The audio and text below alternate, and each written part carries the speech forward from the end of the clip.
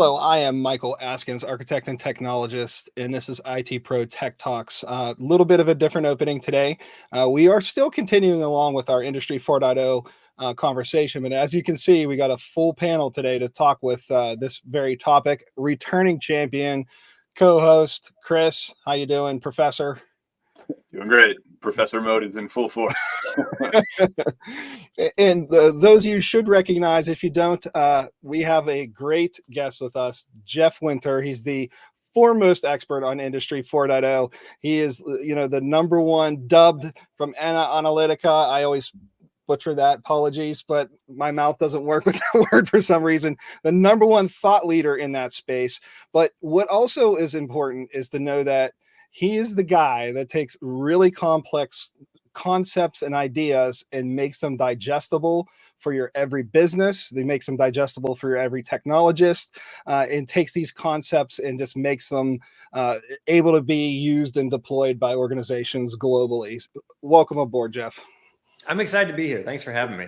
Yeah, absolutely. We are thrilled to have you here. And the topic, when we think of Industry 4.0, obviously you come top of mind. So I guess the question is, what is Industry 4.0 and how did we get there? I know we had a definition episode, but let's talk to the expert and get from the expert what is Industry 4.0?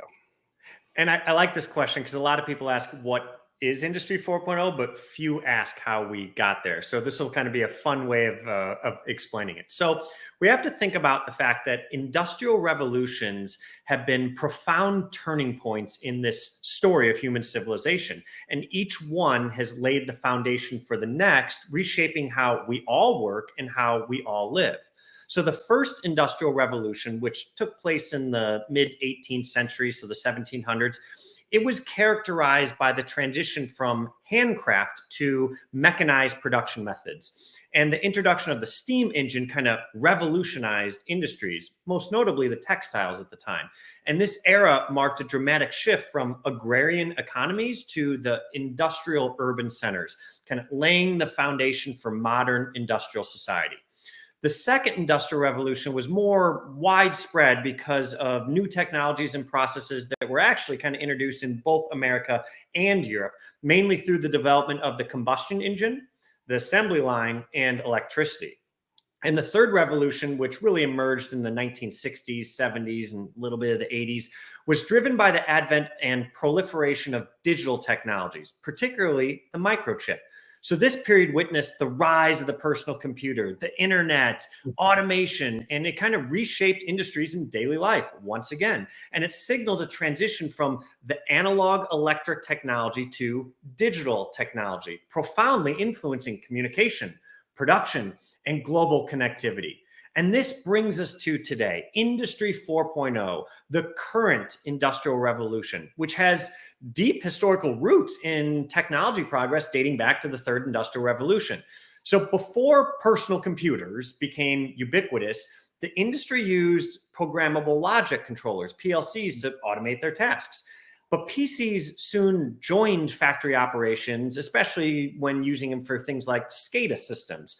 But these early systems often lacked user-friendly designs. Now, as household technology advanced, a technological gap kind of appeared between the consumer and the industrial technology.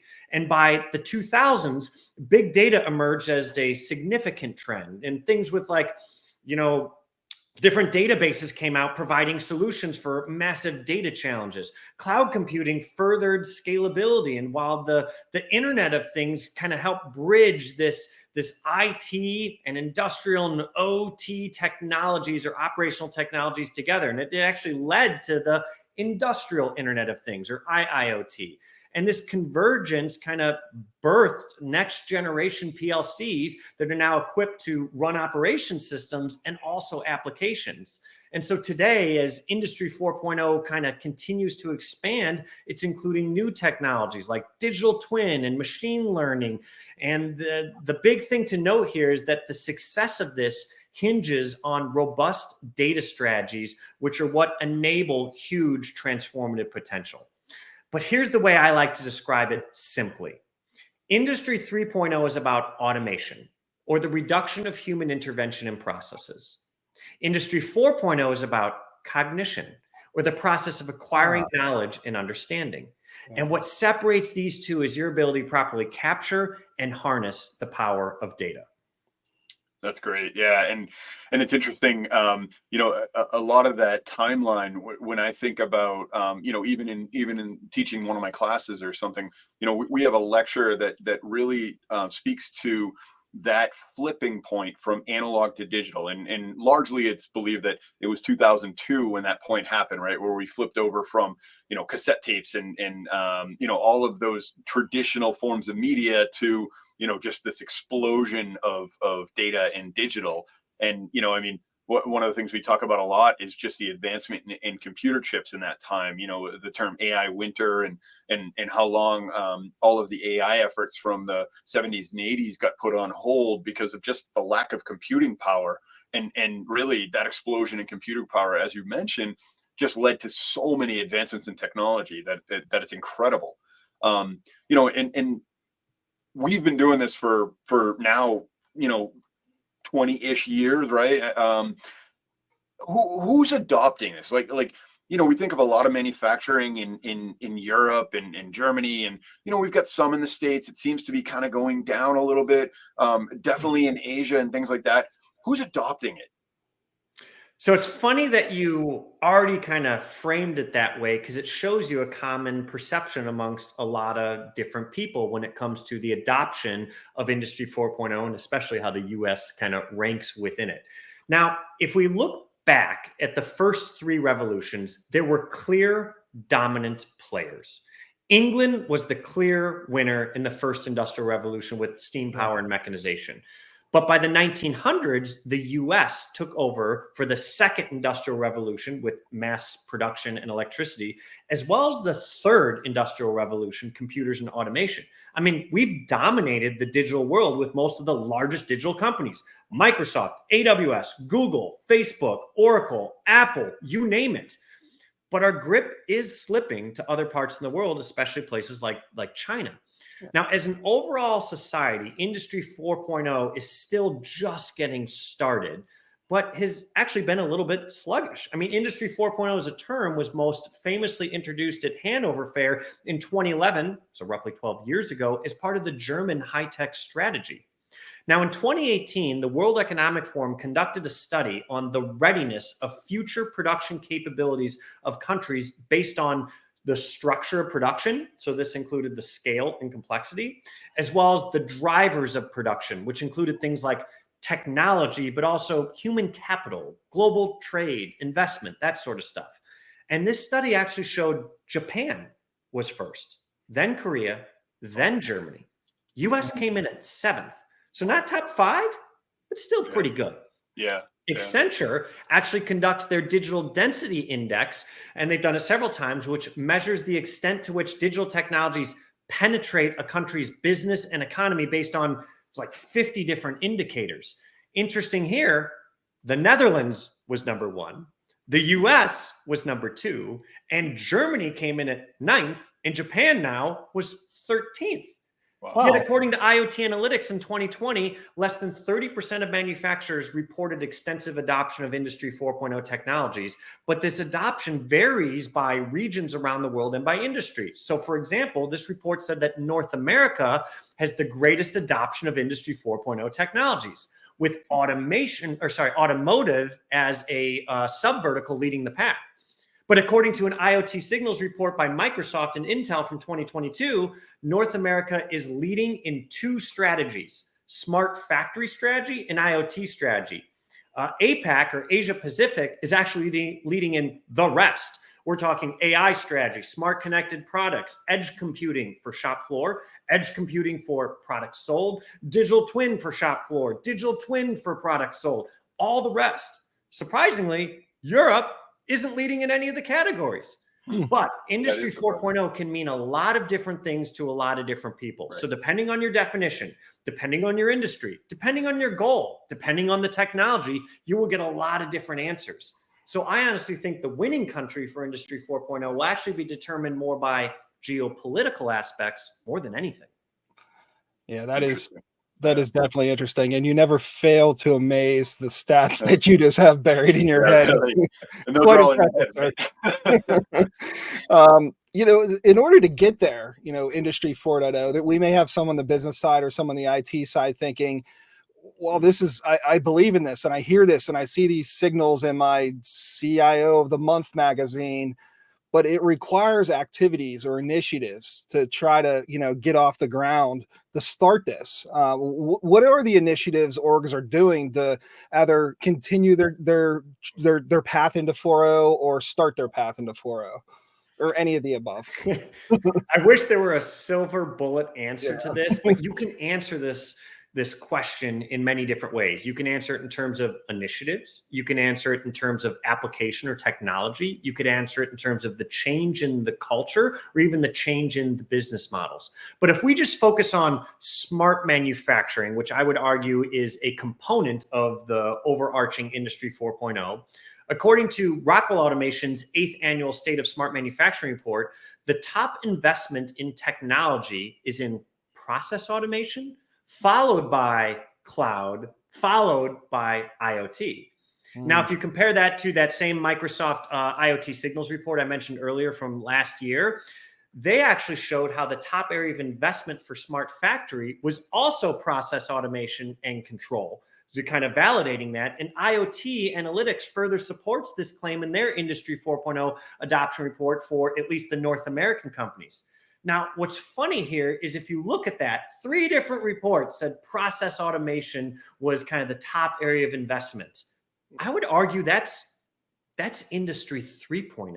Yeah. And that tells me that a majority of companies realize they can't do a lot of that cool transformative stuff out there unless they get some of their foundations in place. I mean, good luck trying to do analytics or process optimization if you can't control or automate your processes. Yeah. So fundamentally, this tells me most companies are focusing right now on connectivity. So connectivity, you know, that's focusing on connecting, collecting, and storing the data from all the stuff that produces this data. From there, you can move up to analyzing, reporting, and then taking advantage of artificial intelligence to do prediction and control. But if you switch instead of to smart manufacturing, instead to smart products, so what your company sells instead of what, you know, how you make it, according to IoT analytics, AI-based predictive maintenance of products is the #1, and remote service and support is #2. And then if you take a step back and just look at the manufacturing industry overall, manufacturing is investing in sustainability initiatives and trying to figure out how and where to invest in AI as a technology. So one's more functional, one's more technology based. That's kind of universal across all subverticals. Yeah, it's a lot of stuff to unpack there, right, Jeff? It's amazing. I just stumbled upon, and this speaks to the market itself, that, you know, recently Microsoft released a process mining, whatever you want to call it, tool within the Power Platform and Power Automate, right? And it speaks exactly what you're saying. But it is kind of crazy to think that, you know, here we are in 2023, that tool is just now being released as it relates to market demand, essentially. Yet, you know, the Industrial 3.0 was, you know, 30, 40, 50 years ago, right? So it's wild to think about, you know, just how far behind, I guess, some folks are. But it makes sense, right? If you don't have a good foundation for that process delivery, process capturing, how do you measure whether you're making strides or not? You know, so that's fascinating.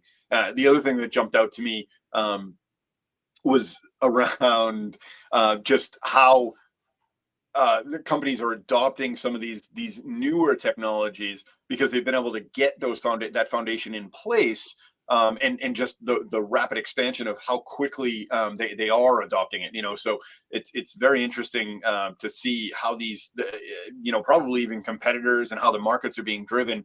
You know, and I'd be curious to see, like, even how they're driven, you know, by vertical, right? Because you think of, like you said, the auto manufacturers adopting a lot of this technology earlier, and being the leaders. You know, back then, it's amazing to me that they were the first ones, considering such an old school or legacy type industry, I guess. So really, really fascinating stuff, Jeff. Well, just to further kind of add to that point, it actually isn't that surprising if you think about the nature of how companies make what they make. The companies that are more likely to adopt these technologies just inherently are the ones that every year have to come out with a new product, because that means they have to change their processes. They have to change internally how they make stuff. The companies that have been making the same thing for 100 years are less likely to do it. Let's say it's just a foundry for steel, or a corn, or it could be Kraft mac and cheese. They make that the same way as they did when they first, came out with it. So they're not incentivized to have to change their production processes as much, because the process doesn't change unless you want it to change. Yeah, that's a great point. One of the things I've seen too in the space is smaller organizations that maybe have the perceived they don't have the capital to invest in Industry 4.0 tech or processes. They're being forced to come along because some of their manufacturers of equipment is providing, almost Industry 4.0 ready gear, stuff that has telemetry that's collecting from, a plastics manufacturer who has all this. They used to do manual injection molding. Now they got this automated machine, but in order to make it work the way you need to make it work, there's all this data you need to work with. And it's becoming a realization, even for that mid-tier and lower org, that there is transformation for you too, right? Would you agree with that, Jeff? Not only do I agree, there's actually evidence to support it. And the size of your company is not a barrier to your ability to adopt or leverage Industry 4.0. The World Economic Forum has their Lighthouse program recognizing, as of January this year, 132 of the best factories in the world. One of the first 16 was a small Italian manufacturer, only had around 200 employees. So yes, small can be successful. It's about identifying where and how to use it. And the barriers for a small company are a lot different than the barriers for a big company. They both have barriers, but they're not the same. Yeah, absolutely. In order to get there, one of the things that happens, we have to have innovation, right? Innovation seems to be at the heart of this transformation. What are you seeing around innovation? Again, it's for all. We democratize innovation. Not the Fortune 5 don't have a monopoly on innovation departments. But what are you seeing as far as innovation in this topic of 4.0? And as you know me, I love talking about innovation. So this is a great question. And I always like to remind people that innovation is emerging from unexpected places, and it impacts both the top line and the bottom line of organizations. And those that are digitally transforming are not only finding newer, but also more ways to innovate. So now, to specifically answer it, I don't know that I see any particular process being done, but I do see the formalization and investment in innovation as a function and process within an organization. So to dive into this a little bit deeper and kind of why and how. So you may be familiar with the technology adoption curve. It's most famously attributed to Everett Rogers. And if you're not, it's the sociological model that describes the adoption or the acceptance of new products or innovation based on characteristics of defined adopter groups. It basically explains how individuals and even companies behave in implementing new and innovative technologies. Now, the adoption is typically taken on a normal distribution shape, with a majority of people falling right in the middle between early majority and late majority. Very few innovators. But in 2020, there was a paper in the Journal of the Midwest Association for Information Systems called Technology Adoption and Disruption, where they describe that this adoption curve is taking on a positive skew, and it's shifting more people heavily into the earlier phases of adoption. Innovators and early adopters are no longer a fringe. They're actually becoming more of the norm. And the implications of this would be pretty impactful. I mean, we would see faster market penetration, increased demand for innovation, greater risk tolerance of people willing to try new things, and potentially even a bit more volatility in the market. And I would argue we kind of are seeing that. Now, that being said, the chief Innovation Officer role, or CINO, is a role that didn't even exist 20 years ago. And yet today, roughly 30% of Fortune 500 companies, according to Forbes, have that role in place. In addition, if you go on LinkedIn and you type in Chief Innovation Officer, you're going to get over 13,000 people with the title currently today. And if you just use the word innovation, there's over 270,000 people today with innovation in their title. So yeah, it's taking off. But in the absence of this role, these innovation responsibilities are most likely to fall on the shoulders of the Chief Information Officer, or CIO, at least 40% of the time, according to IDC. And this means that the CIO is no longer just focusing on managing information systems and knowledge systems and data systems. Now that role is more about driving innovation by accelerating all the other functions of the company through integrated and advanced technologies. Because business leaders and CIOs know that technological progress and market conditions are changing so rapidly that failure to react quickly can be catastrophic. So all companies need to be innovating more and faster than they ever have been before.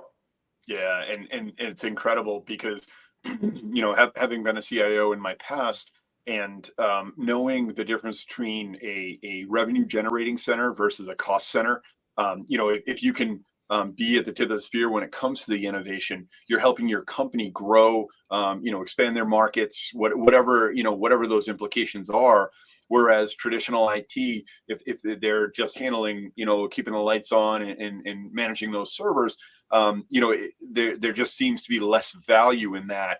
And when I work with customers and advise them, I try to encourage them to find ways to set their departments apart so that they're no longer looked at it as a cost center, in a way for the company to innovate and to, increase revenue streams and those types of things. So it's really interesting.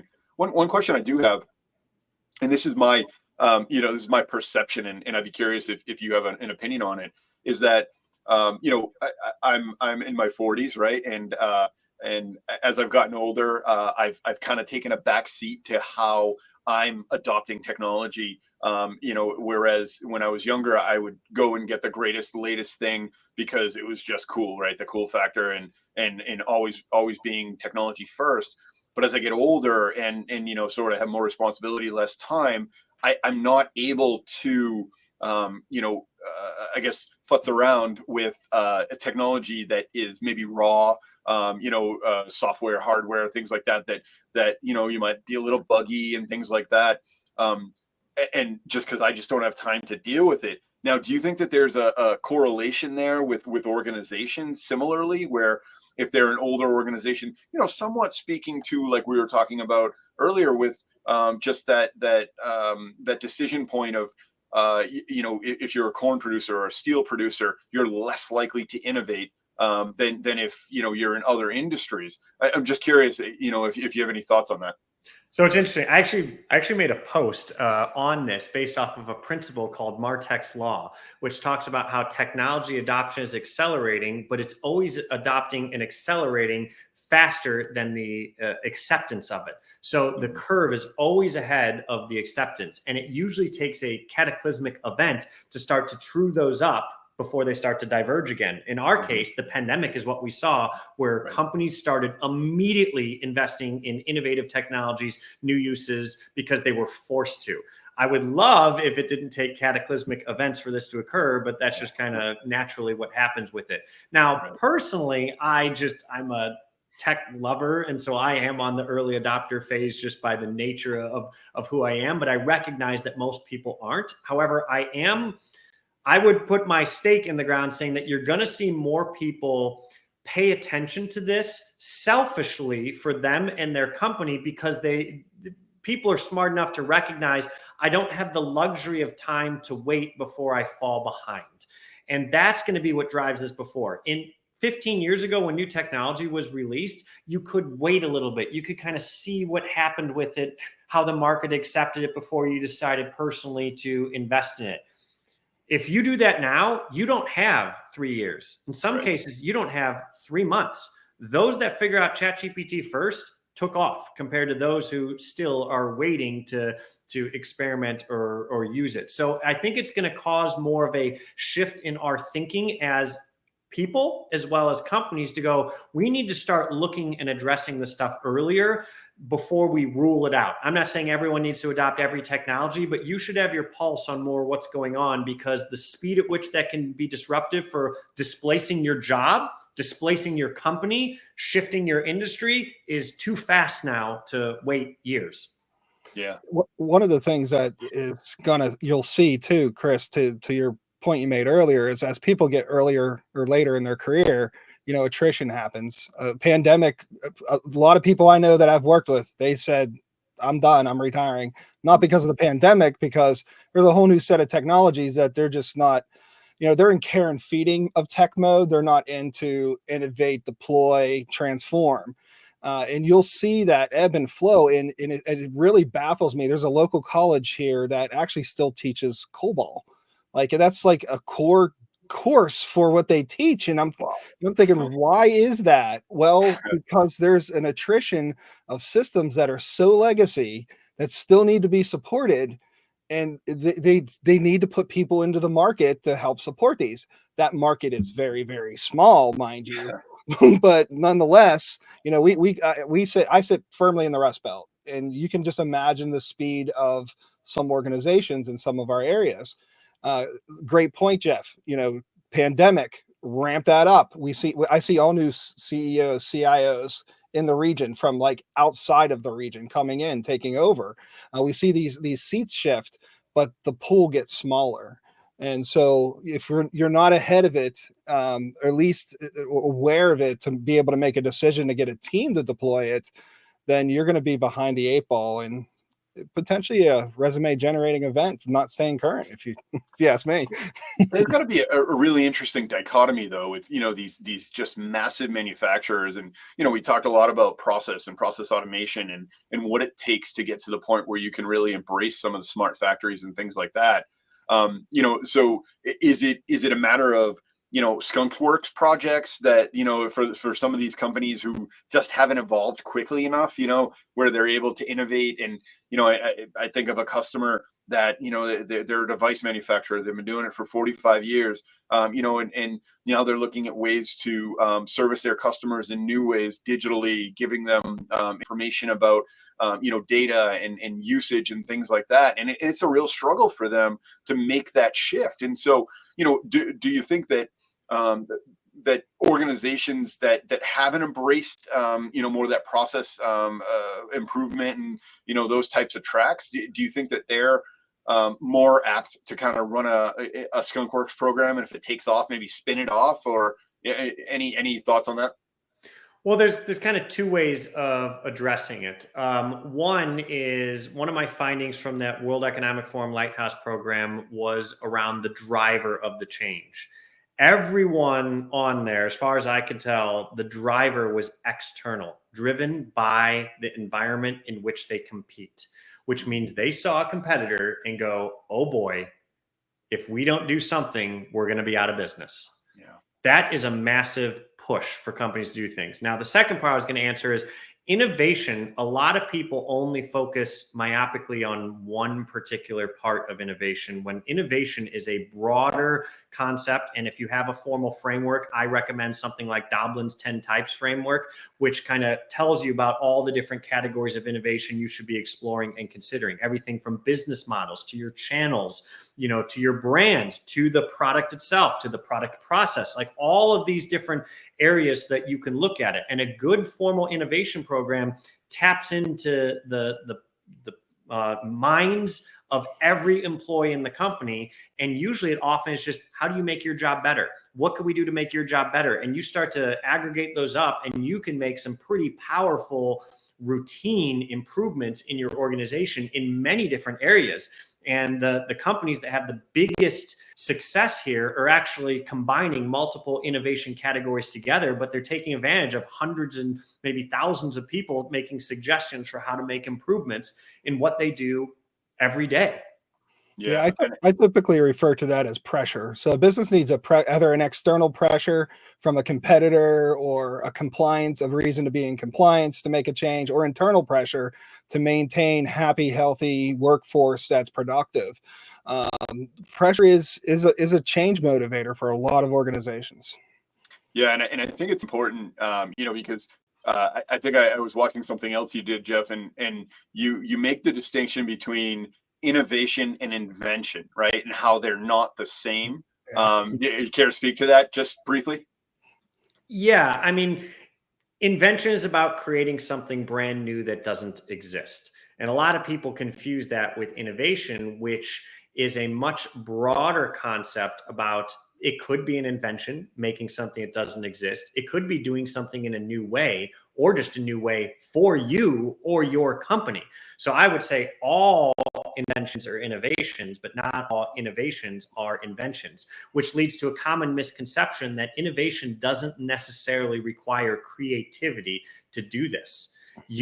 That's why there's more formal processes for innovation than there are for invention, which does usually require a little bit more of a eureka moment, a little bit more of creativity to come up with something that's never existed on the face of the earth before. Yeah, it's interesting. I think you can have a guiding path or a framework or template, whatever you want to call it, for innovation, right? And the steps that you should take as a company. Really hard to have that for invention, right? I mean, unless you want to follow the path of sitting in a white room with a table and a pencil and a piece of paper, right? So, any final thoughts or words or anything that you want us to touch on, Jeff, that we maybe didn't touch on around some of the, I mean, this could go for hours, for days, that's why we kind of have this as a series, but any kind of final thoughts that you might have here for us or for our listeners? I would just say that we're living in a exciting time right now. And because there is no formally agreed upon or universally accepted definition of Industry 4.0, every company needs to come up with their own definition to figure out how to take advantage of all of these technologies that are out there right now, combine them in a unique way that is beneficial for your company to change what it does and how it does it. And that's a big thing that I want people to kind of take away is come up with your own definition of Industry 4.0, leveraging all this stuff we talked about.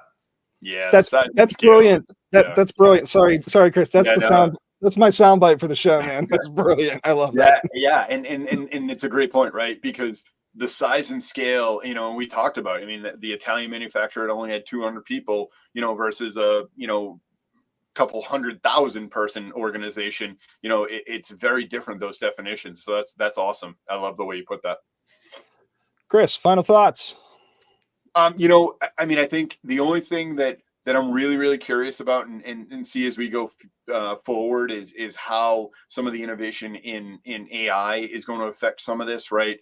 I had a dinner with somebody the other night that, they were using AI to produce organisms, like actually develop organisms. They said the guy told me he brought back a flower from 2,000 years ago. They reproduced it and made a perfume out of it, right? And that's all done with AI, and that's just like the tip of the iceberg. So really, really interesting to see how this is going to affect the Industry 4.0, and I think it's probably something we got to watch very, very closely, to see how it again disrupts that industrial revolution. Yeah, agree with you there. This, as long as they're not extracting DNA of like dinosaurs from amber and recreating Jurassic Park, I'm okay with that. It's probably going to happen. Probably. A couple final thoughts I have for our crowd. It's such a broad topic, and there's so many different areas that this touches. And I just pulling from Jeff's experience and expertise and some of the color that Chris added, one of the things I'm just encouraging everyone to do is to look critically at what you're doing, how you're doing it, and your processes. Anybody that's ever worked for me before will know that phrase, look critically, because just because you've done it that way doesn't mean you need to keep doing it that way. And that could be just that first step to start rethinking and reimagining how you work as a business. So, stay tuned to the future shows. We've had a few in the past. We're going to continue on with this series. Thank you so much, Jeff. We really appreciate you coming on and the expertise. You have an amazing wealth of knowledge, and we appreciate tapping into that. Chris, as usual, on behalf of the show, thank you, listeners and viewers. This, I think, is perfect for both. So we're going to get this in both areas. We thank you and appreciate you as listeners and viewers, and we'll see you on the next one. Have a good night. Yeah, thanks, guys. Thank you.